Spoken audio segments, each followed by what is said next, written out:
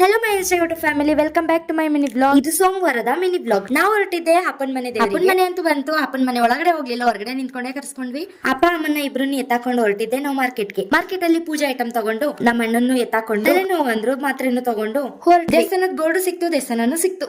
ಬೇಕಾಗಿದ್ದ ಐಟಮ್ ಎಲ್ಲ ತಗೊಂಡು ಹೋಗಿದ್ದೆ ನಾವು ಮೂಡಿ ಕೌಂಟರ್ಗೆ. ನನ್ ಮಗಳು ಕೂದಲು ನೋಡಿ ಸ್ವಲ್ಪ ಫೀಲಿಂಗ್ ಆಯ್ತು. ಏನು ಮಾಡಕ್ಕಾಗಲ್ಲ, ದೇವ್ರ ಹರಕೆ ಅಲ್ವಾ ಅನ್ಬಿಟ್ಟು ದೇವ್ರ ಮೇಲೆ ಬರಕ್ ನಾವೆಲ್ಲ ಫೀಲ್ ಮಾಡ್ಕೊಂಡು ನನ್ ಮಗಳಿಗಂತೂ ಫೀಲಿಂಗೇ ಇಲ್ಲ. ಅವಳಿಗೆ ಸ್ನಾನ ಮಾಡಿ ಬಟ್ಟೆ ಹಾಕ್ಸಿ ಅವಳಿಗೆ ಫೀಲ್ ಇಲ್ಲ, ನಾನು ಯಾಕೆ ಇಷ್ಟು ಫೀಲ್ ಮಾಡ್ಕೋತೀನಿ ಅಂತ ಥಿಂಕ್ ಮಾಡ್ಕೊಂಡು ಮುಂದಿನ ಕಾರ್ಯ ನೋಡಿದ್ವಿ.